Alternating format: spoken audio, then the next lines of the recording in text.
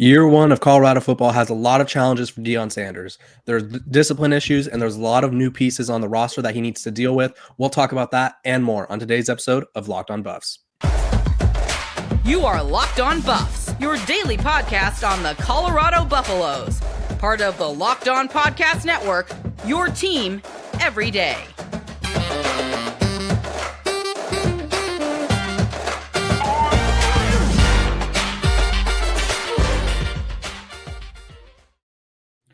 Welcome, everybody. This is Locked On Buffs. I'm your host, Kevin Borba, and joining me today is John Garcia Jr., my recruiting insider.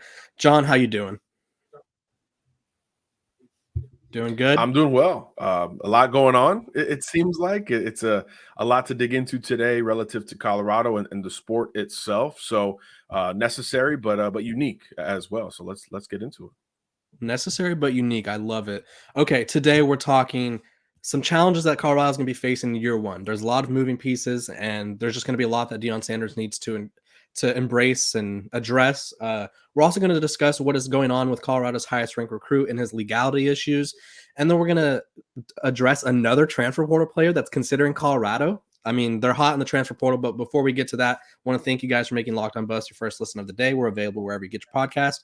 Okay, year one, new roster, like whole new roster, 44, 45 new players. What challenge do you think is most kind of in the path of Deion Sanders in Colorado? I think it's the mesh. It's everything from 2022 and earlier with everything new that is now, being put together in 2023. And you can look at that from a lot of angles. I think even just from a coaching standpoint and a coach management standpoint, it's a lot even before you get into the actual X's and O's, but kind of the juxtaposition of allowing everyone to be on an even playing field. Opposite of or beyond Shedeur Sanders, maybe a Travis Hunter, this thing needs to be as wide open as objective as possible. Again, don't even think about the personalities, just purely from a football depth chart competition standpoint. This thing has to be a clean slate. So when you're bringing in Jackson State players or players that you have intimate knowledge of, like Deion has. Look, before he was at JSU, he was coaching the Under Armour All-Americans through camps, through the All-American games itself. He has a relationship with some of these new players that didn't come from JSU as well, allowing them to objectively compete with the players who are still being held over from the Carl Durrell staff. Trying to do that objectively is not going to be easy. And I think we're going to get the first few instances of that as spring football gets going. So trying to mesh two rosters, really two separate rosters together from a football standpoint, all while implementing a new offense, a new defense, new terminology that I would imagine Deion is even still trying to catch up with, particularly offensively in this Sean Lewis system. The mesh and kind of convergence of all of these things, just X's and O's wise, I think is the biggest challenge right now for Deion in year one. What will that two deep look like day one of spring practice versus day one of fall camp? You expect it to look totally different, but how quickly do you pull the trigger on some of these decisions? I think that's where my brain immediately goes. Again, independent of personalities and egos and NIL and all of those things, I just think the pure football meshing of two rosters and a new and very different system on top of it is going to be Prime's primary challenge. Really just kind of the CEO-ness of Deion. Is he going to give every position group its time and allow those to objectively develop? Or is he going to just say, hey, Sean, here's the offense, go for it. I'm going to go, spend time with these skill guys, maybe receivers and DBs, or however it is. Is he going to CEO it like he did at JSU, or have his fingerprints more on the day-to-day with these position groups? Again, purely schematically, I'm fascinated to see just how it could possibly work. It's like when you see a clock being repaired, like you're on TikTok and it's these satisfying videos and it's a clock being repaired and the gears just immediately fall into place with one another. How does that happen with the old roster and the new roster with these adults and coaches beyond it is where my brain immediately went when I thought of the biggest uphill battle before you get to the schedule, personalities, all those things, just purely football, purely positional. How do you begin this long journey? Yeah, I totally agree with you, and I'm kind of going to build off of that. I think how well they can mesh together quickly and how well they can just like how well the talent they have is, like the depth. They have just because you brought in a lot of players doesn't mean that all of them are ready to play. I want to say quality over quantity, and I'm not saying that they didn't bring in quality players. They have the number one transfer class in the country, but when it gets to real football, it's tough to know if your 25 transfers and your however many freshmen are all going to be ready to play. That's a lot of people that need to contribute right away. And they just turned over the roster really fast. We've all been excited about how quickly he turned the roster over. Usually it takes a year or two to get your guys in. He wants that blue chip ratio. I talked about it yesterday. To win a championship, you have to have a roster made up of majority blue chips. It's just the facts. And so he's getting there quickly, quicker than most people. But will it work right away? I don't know. They have a tough schedule. A program that I like to compare it to is Michigan State. A couple years ago, in actually former Colorado head coaches Mel Tucker's first year, he brought in a bunch of transfers and it worked year one. And then year two, it kind of fizzled. And so you kind of have to find that fine line of you have to have a system in place. Obviously, it has to be fair. Like you mentioned, they need to have a way to kind of evaluate talent objectively. And three, it just has to go your way. They have a tough schedule. They have a lot of moving pieces. Some of their transfers are younger still. Some of them are more experienced. There's just a lot of moving pieces that I would like to see together before I don't want to guarantee anything. I said on the pod, I think last week, I think a realistic expectation for them is 6 wins and they could win 8 to 9 games, but I think we have to see what they have here with the transfers and all of this. And so I think the biggest challenge that I'm trying to say, I guess, is there's just so much unknown. We don't know anything that's going to happen. The only thing we do know is that Shedeur Sanders is going to be quarterback and Travis Hunter is going to be cornerback number 1 and maybe play some receiver on the way. But we don't know anything else. That's about it. We have a lot of new pieces. They have a lot to build in, a lot of stuff to fix and figure out. And it'll be an adventurous spring. I can tell you that. Okay. 100%. If you're looking for, yeah. Go ahead. Sorry. No, I was going to say I was scanning the roster earlier before the show. And yeah, Hunter is listed as a slash. I assumed he would be, but it's different when it's on the roster. It hits a little bit different. And yeah, he's listed as cornerback / wide receiver. So yeah, we know it's going to be there somewhere, but even that becomes its own question mark, right? Not the biggest guy in the world. Again, we keep talking about it, Kevin. This Pac-12 offensive slate is a lot to deal with. And then conversely, as you always bring up, the Colorado offense wants to move very fast. How do you even try to create? It's almost a basketball-like scenario. How many minutes can he get in this rotation offensively without sacrificing what not only he does best right now, but maybe a bigger need, which is his ability out there on the island. That's its own show. That's its own storyline, and it'll have kind of layers as we get closer to fall camp. But even the beginning, the preliminary conversations around Hunter's usage will be its own storyline to follow, and it's not an easy one to dig into. Yeah, and talking about the roster, I knew there was a lot going on when I looked at it and nobody had a number yet. Like, they haven't assigned numbers. That's how you know it's getting chaotic over there. But yeah, I think, like you said, a lot to figure out, and we'll figure that out as we go. But if you're looking for a delicious treat and you don't want all the fat and calories, then you got to try a Built Bar. We just got through the holidays, and I know my goal is to eat a little healthier this year. If you're like me and you want to eat healthier but don't want to compromise taste, then man, I've got the thing for you. You got to try Built. With Built, healthily is actually tasty. Seriously, they're so delicious you won't think they're good for you. Perfect for your New Year's resolution. What makes Built Bar so good is, well, for starters, they're all covered in 100% real chocolate. That's right, the real stuff, not the fake stuff. And they come in unbelievable flavors like churro, peanut butter brownie, and coconut almond. I'm not sure how Built does it, but these bars taste like a candy bar while maintaining amazing macros. And what's even better is that they are healthy, only 130 calories and 4 grams of sugar, with a whopping 17 grams of protein. And now you don't have to wait around to get a box. For years, we've been talking about ordering your Built bars at built.com. Now you can get them at your local Walmart or Sam's Club. That's right. Head to your nearest Walmart today. Walk to the pharmacy section and grab yourself a box of Built Bars. You can pick up a 4-bar box of cookies and cream, double chocolate, or coconut puffs. If you're close to a Sam's Club, run in and grab a 13-bar box with our hit flavors, brownie batter and brownie batter and churro. Excuse me. You could thank me later. Okay, this topic is a little more on the touchy side. So before we even start, we want to give our condolences and prayers and thoughts to the victims of the shootings that occurred. If you're asking what shootings, I'll get to that in a second.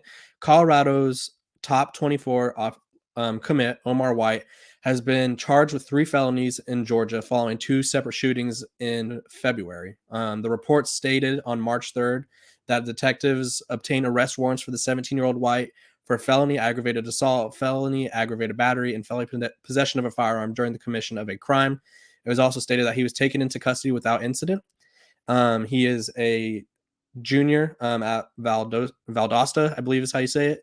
Was a 1A7A defensive player of the year.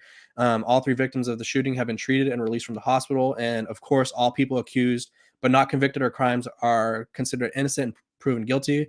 We're not here to debate the crime. We're just here to talk about what we think Deion's response could or should be. So John, take it away. Yeah, this is tough, obviously, right? And I want to echo your sentiment on the victims. Glad that they've all been released. That's great news. That's probably the best update we've gotten to this point in this developing story. So yeah, this just went down at the end of February. So now we're in March, and you just wonder, zooming out, of course, just again, this is a Colorado podcast, right? So you just wonder from Colorado's perspective how you begin to handle this, because it's one thing to look, Deion has, said some things that have ruffled some feathers, and he's been polarizing in a football sense, right? In a PC sense, but this is different. This is its own thing. Of course, as a coach at any level, you have to deal with this at some point, the longer that you're in the game. So this is a different test for Deion. I don't know through his Jackson State tenure if he was faced with something so stark, especially with a recruit. And I do want to make it clear that coaches can't comment on recruits until they sign a national letter of intent. So the earliest Omar White would theoretically be able to do that would be mid-January or mid-December, of 2023. So he's a verbal commitment visited. Remember, Deion put out the tweet, "Hey, I'm looking for big interior guys who are hungry. Let me know." I think White committed soon after that. So again, another Deion tactic that worked on the recruiting trail. But this is a different scenario. Deion cannot publicly comment on Omar by his name or this incident specifically. So that is important to note as we, I don't want to say judge, but as we at least keep an eye on how Deion is going to navigate this process. So zooming out, this is the first true test, because as Kevin reiterated, we're dealing with a situation with a minor, first of all, always tricky in its own right relative to the legal system. And obviously it's the state of Georgia. So you don't know how aggressive local authorities are going to be as the investigation goes on. But how quickly do you make a decision in this scenario?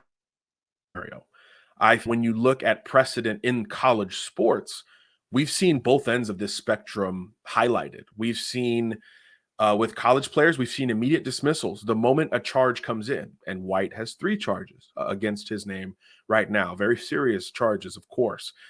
We've also seen the opposite approach. Hey, we're going to allow the legal process to play out and make a move from that standpoint. Again, it can't be stressed enough that this is all ongoing. This is brand new, and that he's a minor. So that there's a lot of layers to this that, frankly, we're not always as prepared for. So you want to stay as neutral topics as possible. And then on the other side of it, we've seen even more swift action when adults are in these circumstances.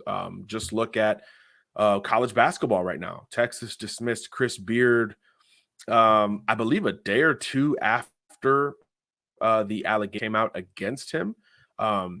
And since then, the charges, I believe, have been dropped, and he is now interviewing for other head coaching jobs in college basketball. Obviously not the same thing, but I present that to say that this can be navigated in a variety of ways. But when it's got that extra layer because of the legal status as a minor and because Deion can't comment on it. So do you wait? Do you pull the offer now?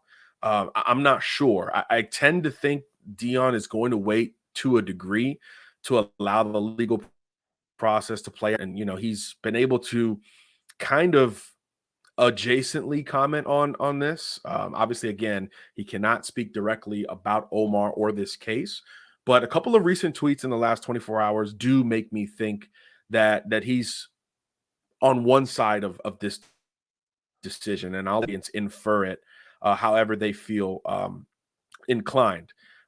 Yesterday, on Monday, I should say, Deion tweeted, quote, "Pray for the young men and women that's trying to do the right thing, even when wrong is the popular choice," end quote.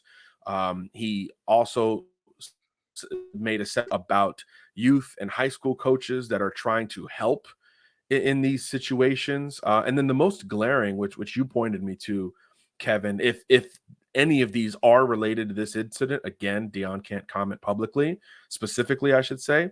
He said, quote, "We have a serious problem in our society with this text from the Message Bible's translation. We all fall short," that's all caps, "last time I checked. Let's pray for one another and stop judging each other," end quote. So I think it's more likely than not that one or any of these could be related to this situation in particular. But either way, this presents as John's first test in this regard. Again, we've seen coaches drop kids immediately when anything dusts up, and we've seen others allow it to play out. If you start to put these tea leaves together, I would imagine Deion at least waits a little bit before a final call is made in this Omar White situation. But it is one we have to address and bring up because it is extremely relevant to obviously the legal process and recruiting. This is a blue chip player, but also the Colorado Buffaloes, because he's listed as a Colorado commit. And that's kind of the pitfall of getting into legal issues, because it's not Valdosta High School junior Omar White, it's Colorado commit Omar White. That's the headlines. And every coach at every level will tell you, when you get into camp or whatever it is, first day after the run test, usually it's, hey, you need to be careful because you have a different, not only target on your back, you have a different grouping that you are now pulling from as a representative of said school. So this is an extremely layered situation, and you just wonder how Deion's going to handle this. This is a different type of test than figuring out who's going to be the starting slot receiver or how many reps Travis Hunter's going to take offense. This is a totally different deal. So we want to cover it with respect, but also from a distance, because it's something that is not yet finalized. Yeah, and I think the important part is Deion, while he can't officially comment on it, he can make inadvertent comments in terms of actions he takes. And so we saw yesterday, which I don't know if this was planned or if it just how it worked out, but the police chief of Boulder was on campus talking to the football team. We've seen even at Jackson State that Deion Sanders takes a lot of opportunities to try to better his young players, a lot of them predominantly African-American, and put them in positive situations or just situations where they could learn from other people's mistakes. I remember they had, I don't remember her name, but she was dating an NBA player and kind of talked about how people always want things from you. And so he's just always teaching his teams about what comes with being a successful young black man, what comes with being a successful college athlete. And I think whatever he does here will set a precedent for his team. We obviously haven't really seen him deal with an issue like this, like you mentioned. And so there's a lot that could happen. I do think that as we continue to wait, he'll continue to wait out the process, because obviously everyone's innocent until proven guilty. I do think we'll learn something though, based on if his scholarship holds up. If we get a report coming up in the next few days that he's no longer offered by Colorado or something, then obviously we'll kind of know what happens in terms of how the program feels about it. But until then, we don't have any conclusions, and so we're just going to keep it as this is going to be a teaching moment for Deion, and we just hope that everyone involved kind of I guess, finds clarity and it works out for how it should. Before I move on, I want to thank you guys for making Locked On Buffs your first listen every day. We're available on YouTube, Spotify, Apple, wherever you get your podcasts. If you need a second listen of the day, though, you should check out Locked On Basketball. It's a brand new podcast. Everything you need to know about college basketball in one place, plus hear from big name experts, insiders, coaches, and players. Locked On College Basketball, available on YouTube and wherever you get your podcast. Okay, this was going back to our bold predictions episode. One of my bold predictions is already coming true, John. Colorado is in the mix for a Jackson State wide receiver transfer. Shane Hooks, who some people, and I wrote about this, some people might say, just another Jackson State kid. This was Jackson State's leading receiver. That means 5-star Kevin Coleman was not out catching him. Travis Hunter wasn't getting more targets than him. This was Shedeur Sanders' Shedeur Sanders' favorite target, and he's on the market. He announced his top 5, which consisted of Texas A&M, Cincinnati, Ole Miss, Colorado, obviously, and UNLV. I'll just go first. I think great addition if they could get him. He's 6'4", offers something that none of the receivers currently have. He already has that rapport with Shedeur Sanders. We talked about it earlier. A lot of new pieces getting to know each other. Him and Shedeur already know each other. They're familiar with their games.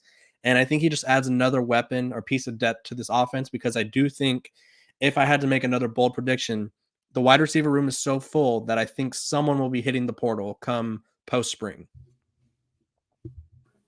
I like that. Yeah, that's what we talk about least in these scenarios. But yeah, when you're overhauling a roster with so many people, yeah, people are coming in, but there's going to be another group that goes out. I think, remember, there's a group of inherited players that are theoretically going to give this thing a go and just give it a chance. Hey, let's spring goes, and then maybe make a decision from there, as opposed to those who hit the portal running the moment Deion said that he was overhauling the roster as much as he has. He was not lying about that scenario. But yeah, Hooks is interesting. I think on the field, obvious need, right? You mentioned it, Kevin. 6'4", 205, the same size as Shedeur Traore, but he's a traditional outside wide receiver. That's the group. We talked about it the last time I was on. That's the group that is the most unknown among the wide receivers. There's a bunch of slots. There's a bunch of guys who maybe could work inside and out, like a Jordan Tyson type, but maybe not that true boundary guys, jump ball, back shoulder type of wide receiver. And Hooks would provide a lot of that. He's also a Floridian. We know about Deion's assault in that state from a recruiting standpoint. This would be another feather in his cap there. But I think you look at the schools that are still in it. This is no easy victory for Colorado. It reminds me of Jimmy Horn, right? It's not a 1-to-1 where you're like, well, he's hitting the portal, he's surely going to Colorado. This is a no-brainer. Like maybe people thought Travis Hunter's decision was. Doesn't feel like that. Hooks has visited other schools. I think UNLV most recently, and look at the offer list. He's got SEC options from A&M and Ole Miss. A&M's got Bobby Petrino. They're going to throw it a lot more. Ole Miss has been churning out big-bodied receivers like a Shane Hooks, so you understand that angle. And then, UNLV's opening it up on offense, as is Cincinnati. So he wants to play in a big, high-powered pass-first system, and he's got great options to do so. So I do think this isn't a layup for Colorado, as you alluded to, KB. And this is the other part that popped in my head. This would be a validator for Shedeur. I think there's so much expected of him from a floor standpoint, right? Familiarity with Deion's system, what he wants, obviously some continuity with Travis Hunter and some other players that are coming over from JSU. But this is a different choice that Hooks has. And as you said, this is his favorite target from JSU. And the other guy you mentioned, Kevin Coleman, didn't follow the Shedeur and Deion train from JSU to Colorado. He ended up elsewhere, I believe Louisville. So that creates a different type of precedent. Now, if all of Shedeur's top targets, be Hunter, end up elsewhere, does that create a bit of a questionable connotation towards QB1? I don't think so. I don't think it's that simple, but it did pop in my brain like, hey, this would be a validating moment for Shedeur Sanders as a leader, as a passer, as someone whose job is to get you the foot. And obviously the numbers say it would make a lot of sense. 66 grabs for 775 and 10 touchdowns last year for hooks. That's a lot of love from Shedeur. As you said, that was the true first option for him. So I do think it would make sense for hooks to come over, but it's stark competition and strong competition across the country. And again, do you want a different system or a different quarterback throwing it to you? There's nothing wrong with it. And I don't think it would be the worst thing in the world, but there optically is a little bit of a, if the number 1 and number 2 receiver don't follow you after they both hit the portal, is they have a scratching moment relative to Shedeur's either ability, leadership, or something. Is there something there? Or is it, hey, I want something fresh, something new?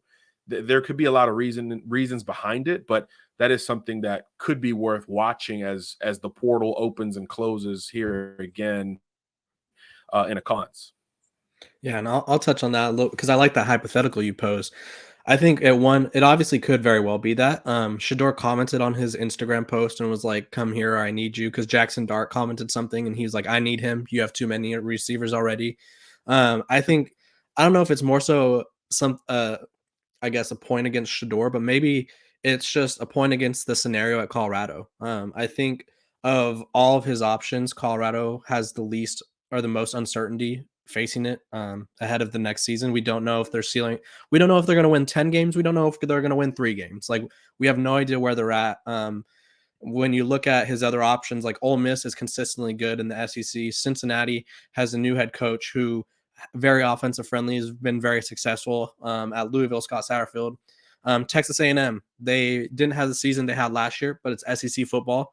And they have a chance to improve. They have a 5-star quarterback waiting in the wings and Connor Weigman. And then UNLV, they have Brennan Marion, a very offensive friendly option. And UNLV had probably one of their better seasons in the past decade this past year. And so I think if you just look at it from like a holistic perspective, I think maybe Texas A&M is the only other school on that list where it's like, I don't know what's going to happen. And so maybe it comes down to what scenario is he most comfortable with and not really quarterback wise, because I think of the 5 quarterback options that he has, I would say Shedeur at worst is the second best. If you're comparing Connor Weigman, Doug Brumfield from UNLV, Cincinnati is going to have Emory Jones.